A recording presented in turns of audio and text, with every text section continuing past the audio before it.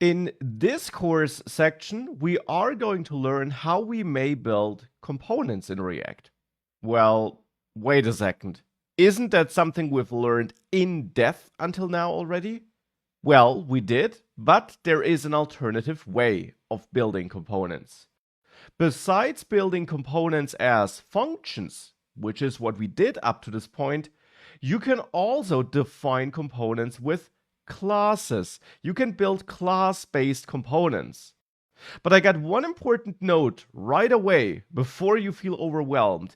This is 100% optional, and in most modern React projects, you are probably not going to use this approach. You can therefore skip this section, but I want to emphasize that you will see a lot of class-based components out there in the wild, in third-party libraries, or in projects you might be working on, because traditionally, not too long ago, you had to use class-based components in certain cases. This is no longer the case, but I will explain all about that throughout this section. I will explain what exactly class-based components are and why they exist. We will learn how we can build class-based components and how we can work with class-based components. And we're then also going to have a look at error boundaries, and at least this is something you should at least take a mental note to come back to, because error boundaries right now require class-based components to be built. That being said, you will not build a lot of error boundaries. But still, this module holds important information about React's past, about an alternative way of building components, and most importantly, of course, why that way exists and how it works. Now, as I mentioned in the last lecture already, class-based components exist and they are an alternative to functions. Up to this point, when we built components, they looked something like this. Of course, instead of the function keyword, we might have used const and stored an arrow function in there, but either way, we simply built a function. That is what we did. And we built a function that receives props and then returns the JSX code that should be rendered to the screen. This is what components are in React, and they are simply regular JavaScript functions which return some renderable results, typically JSX. This is what we refer to as functional components, which is a term I also already used a couple of times. Now, this term exists because it's not the only way of building components. If it would be the only way, we could just call it components, right? But we call it functional components because there is an alternative way of defining components, not of using them. You always use them as custom HTML elements in your JSX code, but for defining them, there is this alternative. You can define a component by creating a class, which is a default JavaScript feature. Classes are not a React feature. Classes exist in modern JavaScript. And you can define a class with a render method, and that is a reserved name, render. It has to be named like this. And then React will call that render method to evaluate what should be rendered to the screen. So this is an alternative way of defining components, and that is what is referred to as class components or class-based components.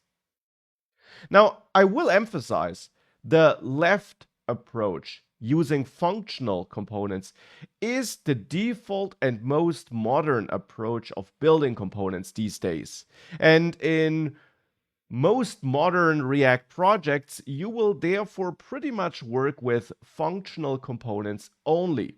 You might never build a single class-based component there because nowadays, with the exception of error boundaries, which we'll have a look at later, there is no reason to go for class-based components.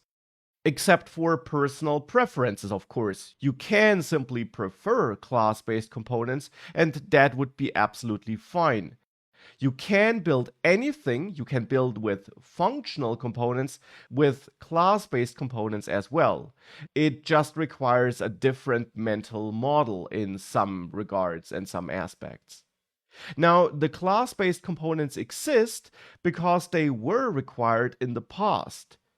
In the past, which means prior to React 16.8, there were scenarios and use cases where you needed class-based components. Specifically, when dealing with state and with side effects, you had to use class-based components. Traditionally, prior to React 16.8, you could not change state in functional components, and you couldn't really handle side effects there either.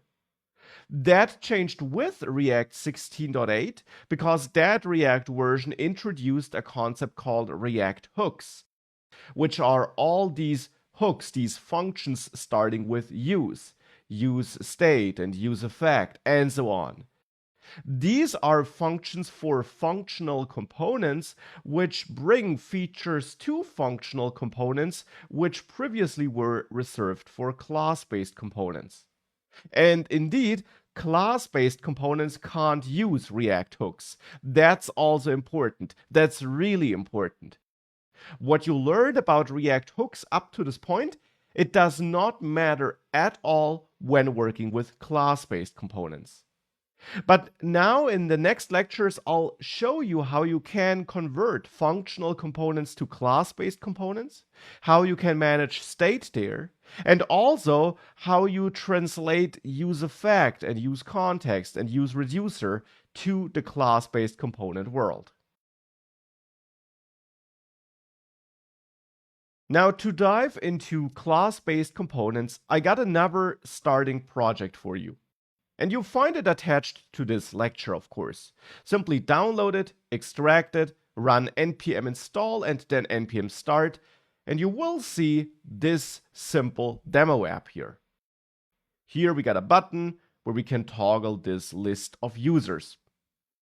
Now, that's all not too fancy, and it's simply built by, in the end, using two components and the app component. We got the users component with some dummy users, and there we got the toggle user handler function. And then in the end here, we simply create our list of users by replicating the user component. And we got a button which triggers that function, which changes the state with use state, which controls whether that user's list is visible or not. And inside the user component, I simply render a list item with some styling, and I'm using props. So that's all not too fancy, and that's of course all something you learn about throughout this course. Now let's learn how we could write this user component as a class-based component. So how we can transform this to a class-based component. And for this, we start with the class keyword, which again, just to make this really clear, is built into JavaScript. It's not a React concept. Modern JavaScript supports classes. Now here we would define a class named user, and when we define a class in JavaScript, it looks like this. Class, then the name of the class, and then curly braces in which we define the class now. And inside of these curly braces, we can now start adding methods to this class.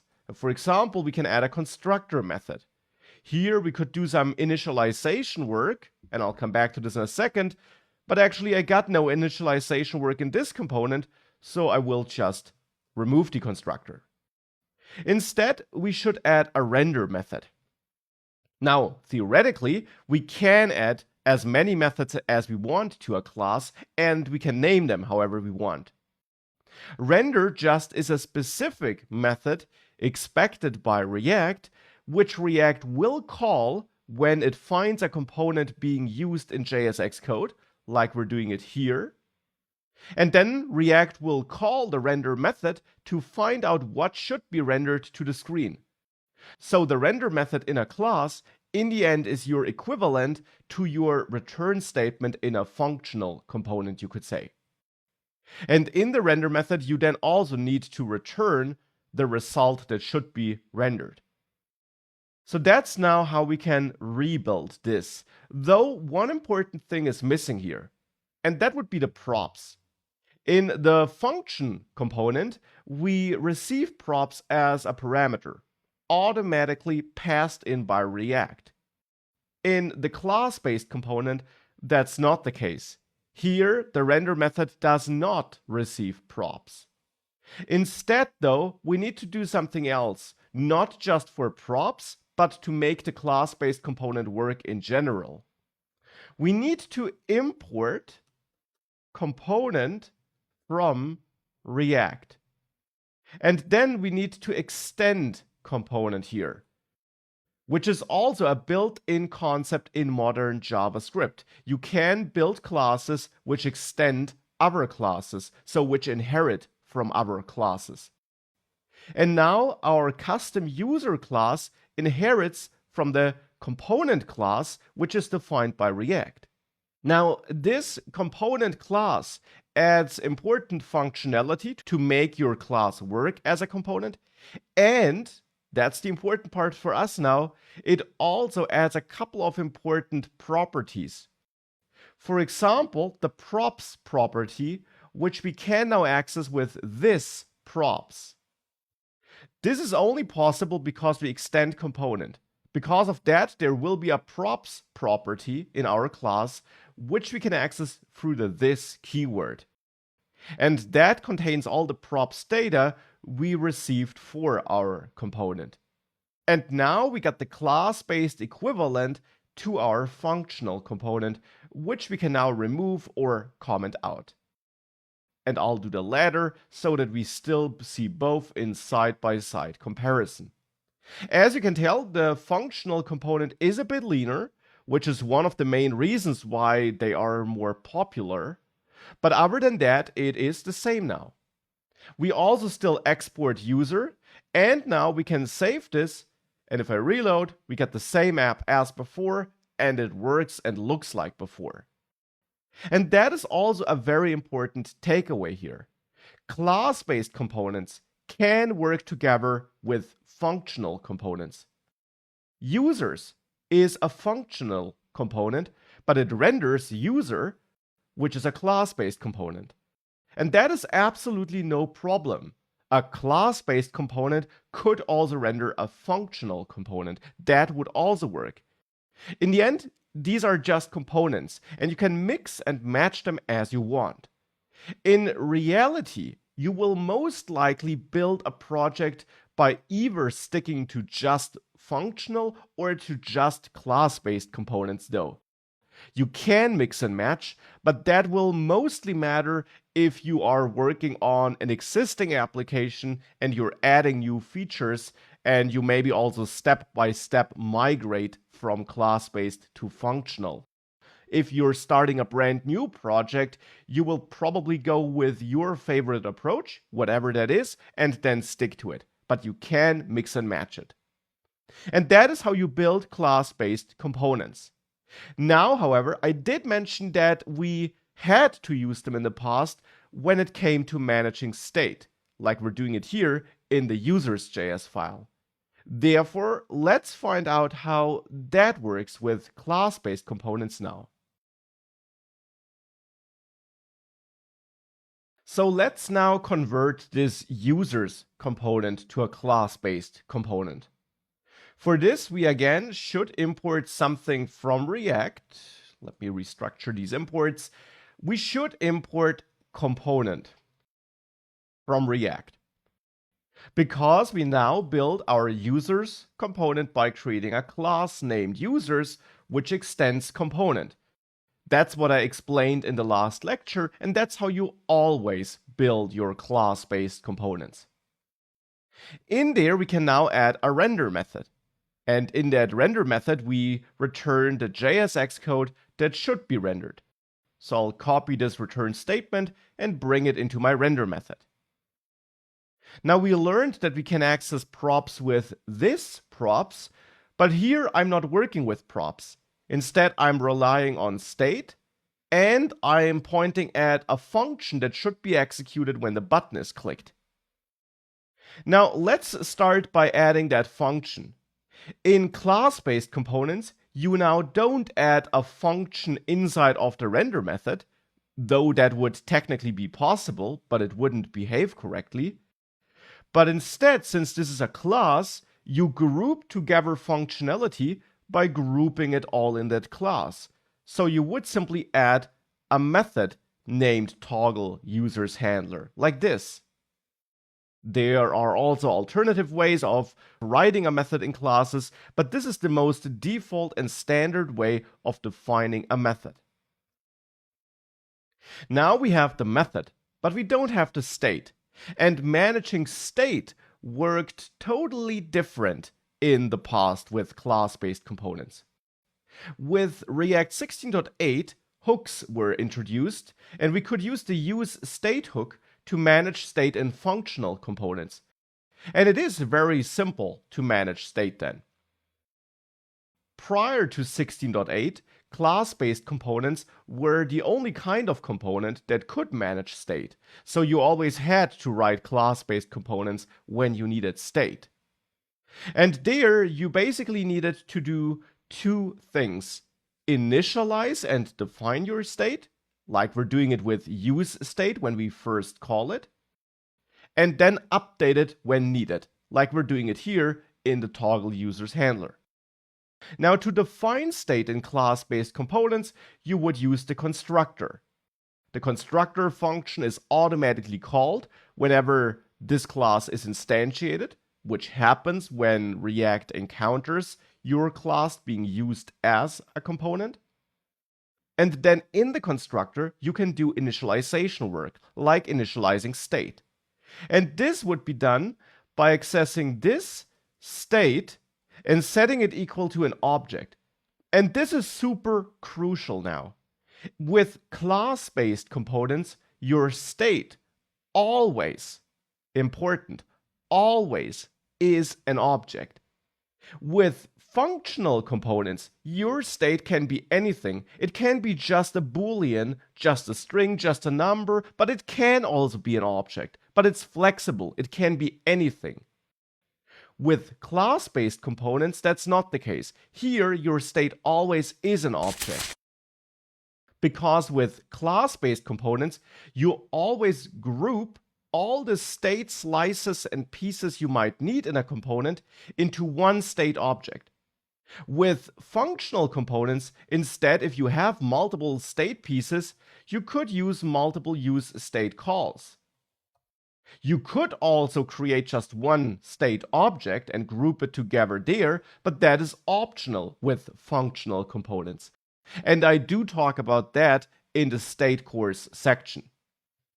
With class-based components, this is not optional. There you have to group all the state that makes up a component into one object, no matter if these state pieces are closely related or not.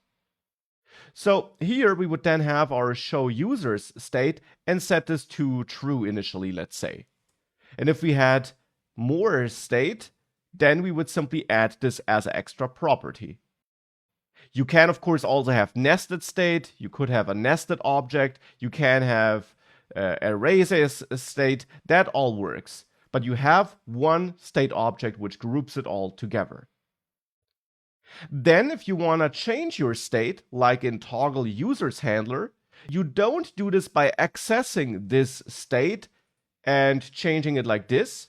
That's not how you do it. Instead, you call a special method, setState. This setState and this method on this class is of course also provided by the component class we're inheriting from. This setState then also always takes an object. And this object now contains the new state you want to set, but, very important, it won't overwrite the old state, but instead React will, behind the scenes, merge the object you're passing here with your existing state. So if I had another state here, which I don't need here, but if I had that, and I then would set show users to false, show users would be set to false, but the old state would be kept. The other state would be kept because React merges this update with the existing state. It doesn't overwrite the state. And that's different with use state. Here, when you call the state updating function, you always overwrite the old state with whatever you pass to the updating function. Unless it is a function, in which case React executes that to derive the new state. But you overwrite the old state. It's not merged automatically by React. If you would want merging, because you are managing some state object, you would have to write the logic for this on your own. With class-based components and setState, that's different. There, React merges this for you. Now here, of course, I don't always want to set this to false. I want to set it to the opposite of what it was before. And therefore here, setState, just like the state updating function from useState, also supports such a updating function. So here we can also pass a function to setState alternatively to the object with the new state. And we should do that if our new state depends on the previous state. Nonetheless, it's not enough to just return a new state value like this, because here I would be returning something invalid because our state is an object. Instead, here we have to change this a little bit and return a new object, just as you have to pass our object to setState. If you use that function form, you have to return an object. And there I set show users to curState show users and invert that. And again, what we return here will be merged with the old state. So this second state piece here will not be lost. And that's how we update state. Now to use it, we go down to the render method where I need my state. And here we can now access this.state.showUsers to access this state object and then the showUsers property, which we set up here and which we manage and update here. And we do this in all the places where we need that state. Now, of course, I also want to derive the users list. Therefore, I'll grab this constant here and add this to my render method. Because we still can, of course, define helper constants like this in the render method. That all is valid and works. One last thing is missing though, and that's this method here. I added the toggle user handler method, but you don't call it by using it like this. Instead, it's a method of this class here, and therefore we need to point at this toggle user handler to point at this method part of this class. But even that wouldn't work due to how this works in JavaScript. And that has nothing to do with React. The this keyword can simply be tricky in JavaScript. Attached you find a resource which allows you to learn more about this. What you need to do in the end is you need to make sure that the this keyword inside of your method refers to the surrounding class. And it wouldn't by default when your method is called upon an event like that, like the click. So to fix this, we can, for example, use bind and bind this, which simply means that this keyword inside of this method here is now set to have the same context or the same value as the this keyword when this code is evaluated. And here the this keyword will refer to this class. Again, this is just related to how JavaScript works. It is not required in the functional component world, because there we just define a function right before we point at it. There we don't use the this keyword at all, because we're not working inside of a class. With that, we can again remove the functional component or comment it out, and then save everything. And now, if I reload, we get an error. Must call super constructor in derived class. That is indeed true. when you add the constructor to your class and you extend another class, you need to call super, which calls the constructor of the super class, so of the class we're inheriting from. And with that, if we reload, this works, and it works as before, now with class components only. So as you can tell, it's simply a different way of writing your components.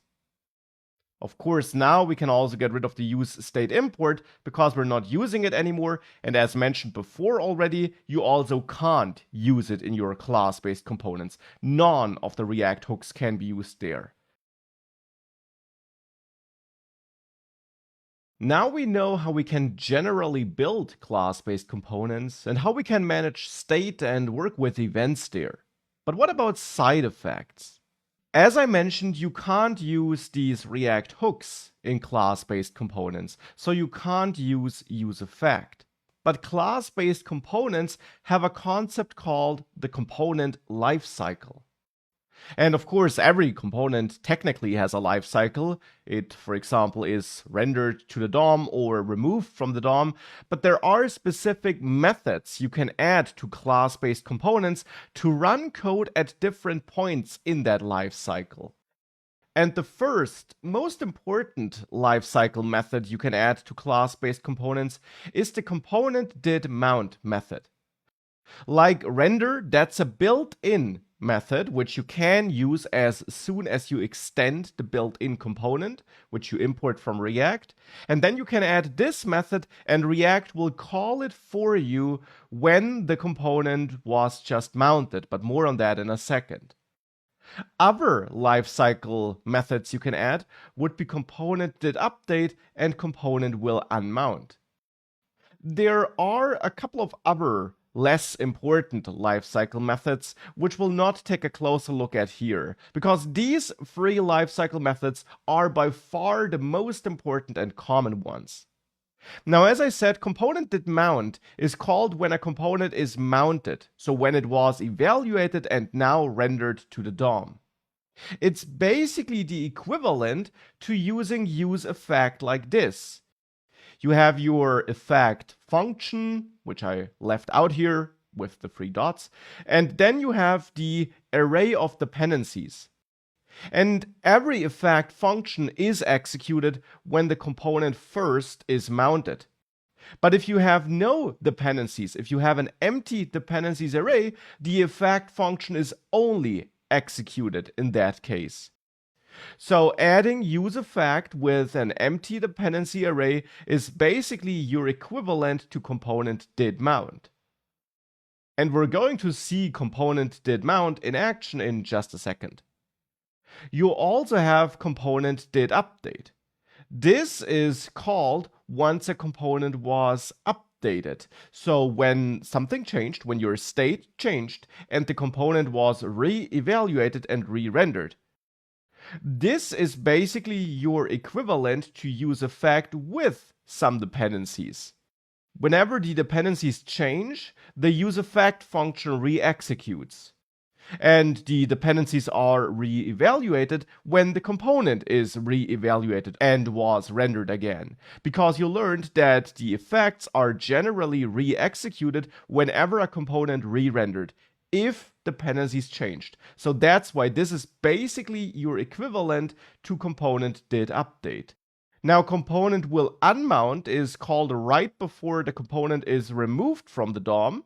And here the equivalent is basically the cleanup function from useEffect. That cleanup function is called right before the effect function is executed again, and also always again when the component is about to be removed from the DOM. Now again, let's take a closer look at that in action here. And for this, I altered the project slightly. Attached, you find the user finder component, which you can add to your components. And now we need to go to the users component and there get rid of the dummy users here. And instead here, where we used the dummy users, refer to this props users. Because users are now passed in through props into this users component. And now we just need to go to the app component and use the user finder component and import user finder from components user finder instead of users. Also add the user finder.module.css file, which you also find attached.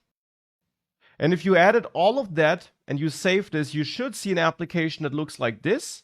And here, if you type, you now also filter this list down there with every keystroke. It's a very simple filter logic, which I added here in the user finder. And the user finder component is a functional component using multiple state slices and useEffect to manage the users and to then filter the users and pass the filtered users to the users component. Now let's transform this component to a class-based component to get an idea on how these class-based components deal with side effects. Now to convert the user finder to a class-based component, I will again import component from React and then define a class named user finder, which extends component, of course. Now in here we need a constructor because we got some state which should be initialized by setting this state to an object. Now here I actually got two state slices, the entered search term and then the list of users, and therefore I'll add my filtered users here and set that equal to dummy users, and then add my search term and set this equal to an empty string initially. Next, we got a function here, the search change handler, which I'll implement as a method in the user finder class, because that is then the function, the method that should be executed to update the state. At least a part of the state. It should update that search term. Now we get the event object here because this is bound to the change event on the input, and we then use the event object to read the value entered by the user, and therefore we can expect this event object here as well to then set our state, important, here always to an object, which is then merged by React, and update the search term part of that state to event target value. And only that part. Again, it will be merged, so the filtered users won't be lost. Of course, we also need to add a render method where we should return our JSX code. So I'll grab this return statement and add this here as well. In here, I should point at this search change handler, and also, to ensure that the this keyword works correctly in the method, bind this as explained in the last lectures. And here for the filtered users, we should refer to this.state.filtered users. And with that, we transformed this component, at least almost. One crucial part is missing, and that would be the useEffect function here, which we can't use in a class-based component. Now we could derive our filtered users and set them in our state update here in the search change handler. That would be possible. But I want to show you how these lifecycle methods work, and therefore I'll use an alternative approach. We can add component did update here, and this method will be called automatically by React whenever this component is re-evaluated because its state changed, for example.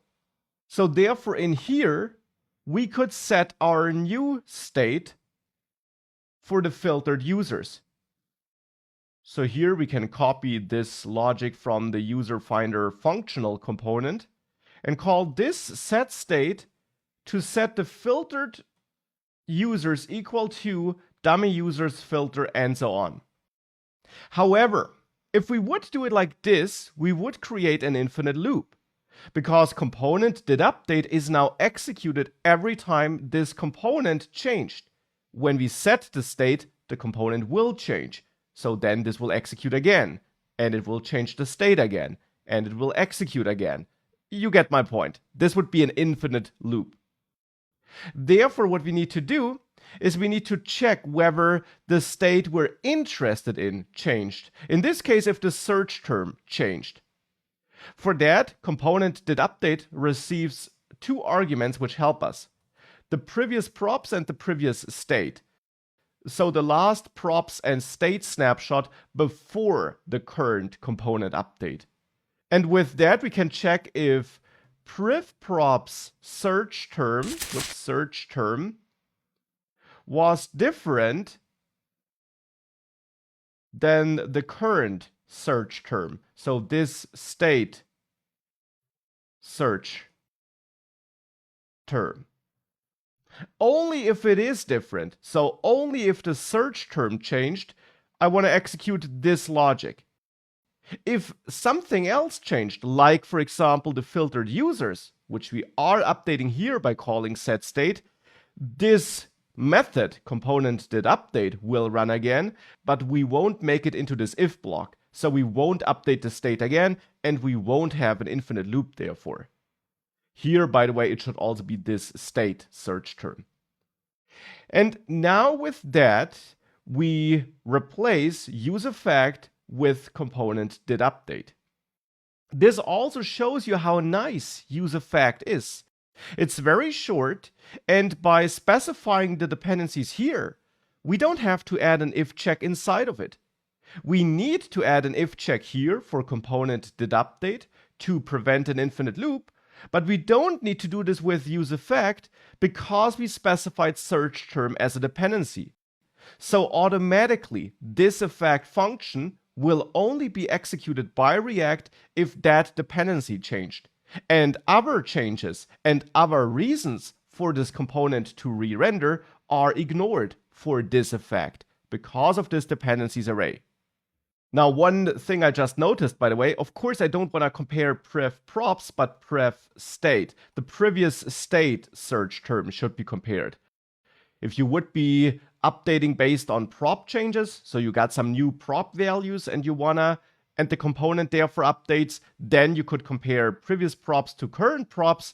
But here, it's the state change which matters to us, the state change inside of this component, and hence we compare our previous state, a specific slice of that state, with the current state and that specific slice of that state. Now we should also add super in the constructor, by the way, before we forget this. And now we transformed this component, and we can hence remove userFinder in the functional form or simply comment it out. And now if I go back, this again works as before, but now with class-based components and component didUpdate. And as I mentioned before in this module, it's a different mental model. When you work with these lifecycle methods, you primarily think about when will this method be called, which is the case when the component updates. And then you might need to add if checks to restrict your logic in there. With useEffect, you don't care about whether the component is rendered for the first time or if it updated or whatever. You care about the fact that search term changed. And whenever that changes, you run this logic, which is a very simple mental model in a positive way. Nonetheless, you could use component didUpdate instead, as you saw here. Now, besides that, we also got other lifecycle methods, most importantly, component didMount and component willUnmount. Now let me show you these lifecycle methods as well. Let's say our dummy users are loaded from a server, from a database. So we're sending an HTTP request. We're not doing that here, but let's imagine we're doing that. So initially, filtered users might be an empty array. Then, when the component is rendered for the first time, we want to send a request to the server. Hence, we can't use component didUpdate in this scenario because I don't want to fetch the users over and over again. You might need to do that in other apps, but not in this imaginary example. Instead, we want to fetch the users when this component is rendered for the first time, and that is something we would typically do with component didMount. You add component didMount like that, and then in there, you could send your HTTP request and handle all of that. And eventually you would update your state and set your state, in this case, to set filtered users to dummy users, which might have been fetched from some server. Again, it's just a dummy example here. That's what you could do. We don't need an if check here because component did mount will only run once when the component initially was rendered for the first time. If it then is updated thereafter, component did mount will not execute. Instead, component did update will execute. So therefore, that's how we could write this. And if we do, we essentially got the same result as before, but now we're loading this when the component is mounted. The equivalent to that in the functional component world would be to call useEffect with no dependencies, or even with dependencies, it would execute this function when the component is mounted for the first time, because it treats the dependency as to have changed if we had no dependency before, because the component wasn't rendered, and now it is rendered, and therefore we do have this dependency. So the useEffect function will also always execute when the component is initially mounted. Now, last but not least, we have component will unmount, and I can show this method in the user component, because the list of users is rendered conditionally, so it is actually removed if I click hide users. Therefore, in the user component, which is also a class-based component, I can add component will unmount, and in there I'll just console log user will unmount. And if we now save this and go back and open the developer tools here, like this, if I click hide users, you see user will unmount 3 times. Why 3 times? Because we used the user component 3 times. We rendered 3 users in the end, and all 3 instances of that component were removed, and all these lifecycle methods run for every component instance, of course, just like useEffect and state work for every component instance standalone. And these are the lifecycle methods. It's a different mental model, but in the end, with it, you can of course achieve the same as you can with these React hooks, with useEffect and so on. It just is a bit more code, and it could be the more difficult mental model. Now, what about context and class-based components? Well, the first important takeaway is that you can still define it and provide it as you learned it.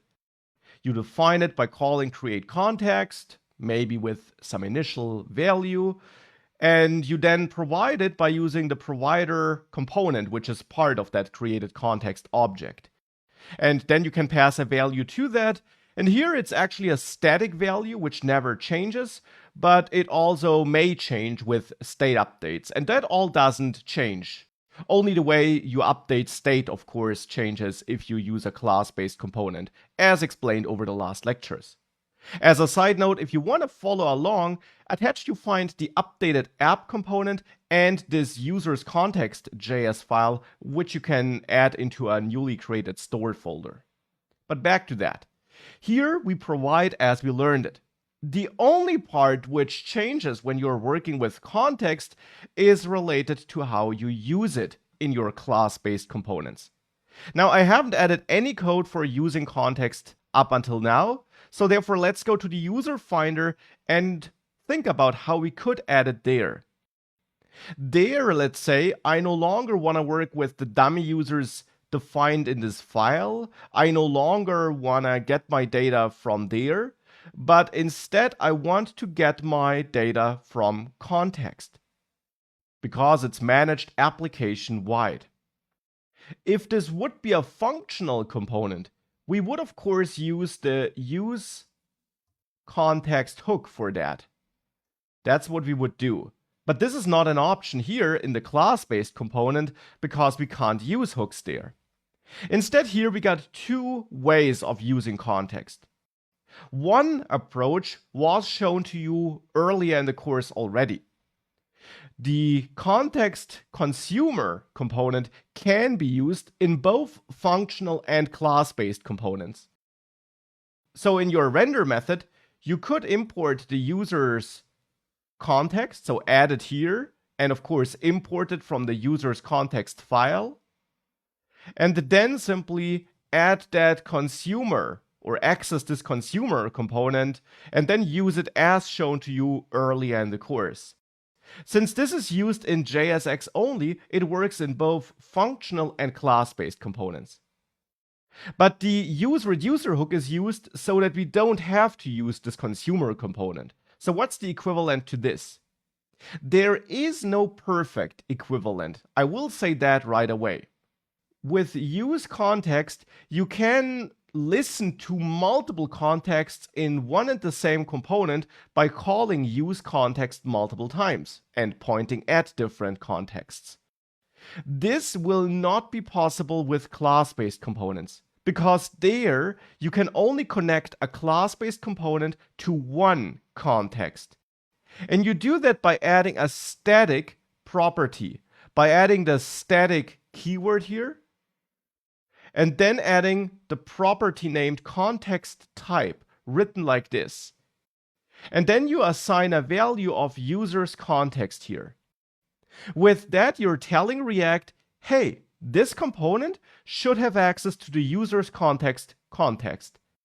But you can only set the static context type property once. So if there are two contexts which should be connected to one and the same component, this would simply not be an option. You would have to find some other workaround, like wrapping it in another component or anything like that. With that set, however, you can then simply access this context users in this case, in all the places where you need access to the users. And with that, it will again work as before, as you can tell, but now with context. So it is also quite straightforward to use, but a bit less flexible than in the functional component world.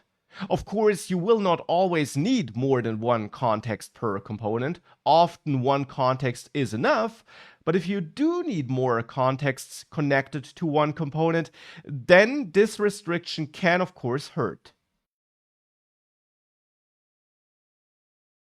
Now that's it for this introduction to class-based components. I showed you that they exist, how they work and how you write your own ones, how you work with props and the render method, how you work with state, and also how you work with these lifecycle methods for side effects. And we also had a look at how you use context. You can build your entire application with class-based components if you want to. That is absolutely fine. And in the past, as I mentioned, you had to use them in some cases. But in modern React apps, you typically stick to functional components instead, simply because they are leaner and more flexible, as you learned throughout this module. That's why I also started with functional components in this course now, because the React ecosystem transitioned to functional components as the main thing, and that's why I focus on functional components in this course. Also going forward, for the rest of this course, functional components will be the focus, and I will only occasionally show you how to work with class-based components. Nonetheless, I want to emphasize that you don't have to use functional components. It is fine to use class-based ones if you prefer them.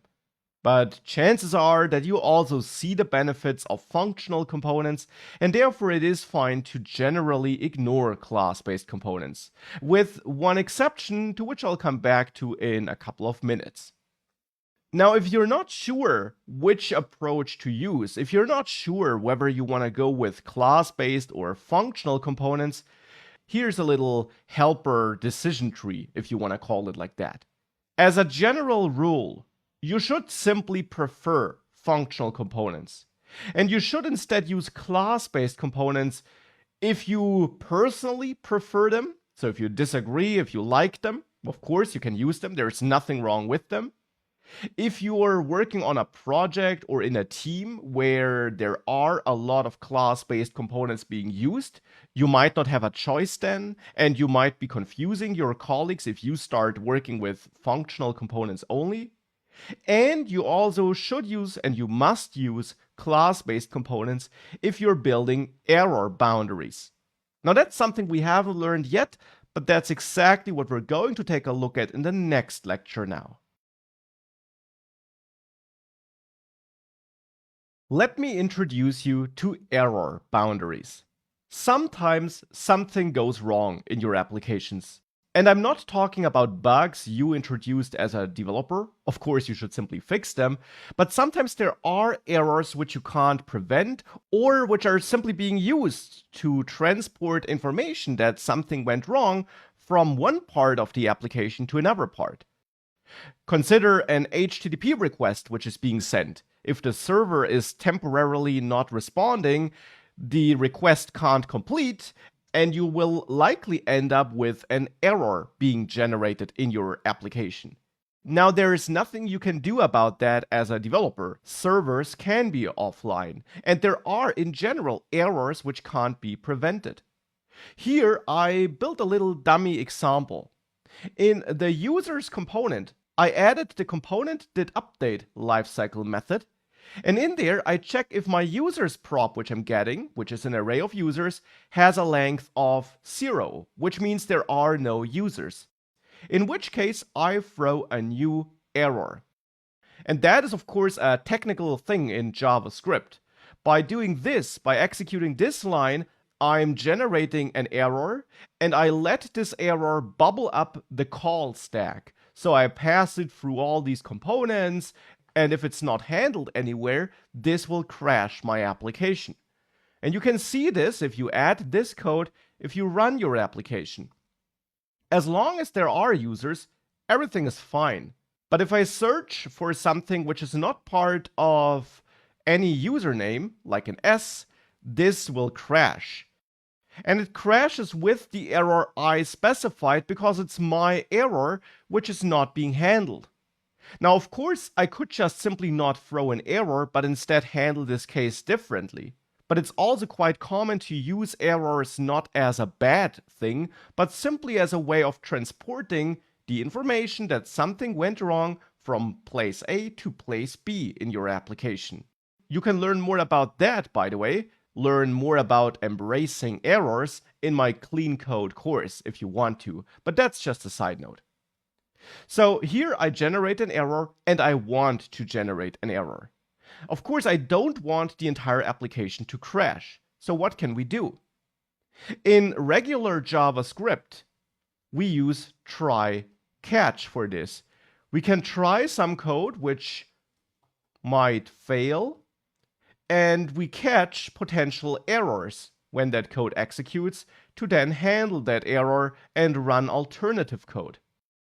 That's what we can do in JavaScript. And with React, of course, we are just writing JavaScript code. Nonetheless, if an error is generated inside of a component, and we can't handle it in that component though, let's say we don't want to handle this error in the users component, but in a parent component instead, then we can't use try catch, because that only works in places where we write regular JavaScript statements.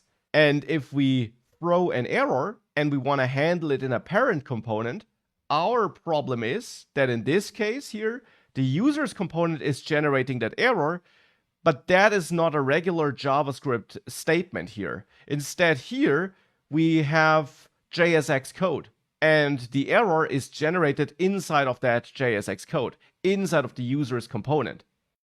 Now, we can't wrap this JSX code with try catch. Something like this doesn't work. So that's not an option.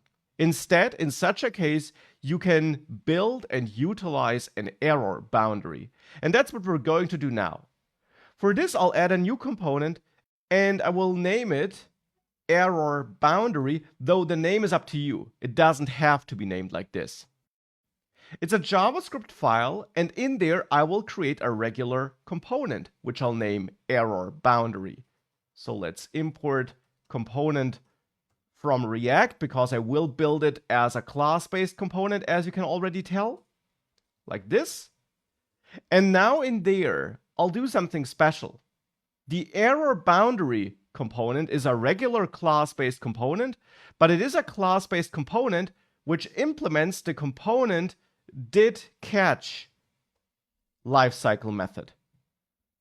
The component didCatch lifecycle method can be added to any class-based component, and whenever you do add it to a class-based component, it makes that class-based component an error boundary. It's just a term which we use to refer to when we talk about components that have this lifecycle method. You can't add it to functional components, and there is no equivalent for functional components at the moment. So if you want to build an error boundary, it needs to be a class-based component, and then it is a class-based component which implements this lifecycle method. Now, what's the special thing about this lifecycle method?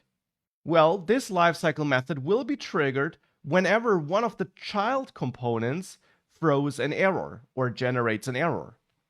Therefore, what we do in the error boundary as well is we add a render method, like in all components, and we return this props children.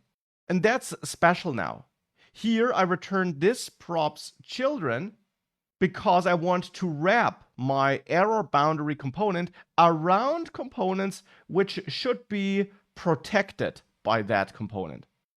So here, for example, in the user finder, I could wrap the error boundary around my users component. Of course, we now need to import it also. So we import error boundary from error boundary. And then we wrap it around any components which might throw errors which we want to handle. And of course, you can wrap it around more than one component. It's totally up to you. Now back to the error boundary. In there, or in this file, I of course also want to export error boundary. But then inside of this class, I now want to do something when an error occurs. For that, we get the error object here as a parameter automatically passed in by React. And we can then, of course, look into that error to find out what went wrong and maybe run different logic based on different errors. Though you could also consider creating different error boundaries for different errors. But then, of course, we can do whatever we want to do because it is a regular class-based component in the end. So we can also add a constructor called super and then set our state equal to has error false, for example. And that's totally up to you. It doesn't have to be named has error. You can manage any state you want here because it is just a regular class-based component in the end. But then when we catch an error here, we can call this set state and set has error to true. And then in the render method, we could check if this state has error is true. And if that's the case, we return something went wrong, like this. And that's how we could handle the error. We can, of course, also log the error or send it to a server for analytics or whatever we want to do. But now with that, we built an error boundary. And here's the result. If I now reload this, if I now enter an S, you will see something went wrong. Only briefly though, and then we see this screen again. Now that's only a development thing though, as you can also tell by the message down there. This is still shown by the React development server here in the end to make it clear to us that an error did occur. If you build your application for production and deploy it, something we'll also do later in the course, of course, this would not be visible. And you can close it here as well, this overlay. So this is what you would have in your real app, in your production app, without that development error message. And therefore, here we can see that the error boundary does work. Of course, it's unstyled because I haven't added any styling here to my error boundary, but you could do that. And the idea behind error boundaries really is that you can ensure that not your entire application crashes if something goes wrong, but that instead you can catch those errors and then handle them in an elegant way, just as you would do it with try-catch in regular JavaScript. And for error boundaries, if you add them, you need class-based components. This is currently not possible with functional components.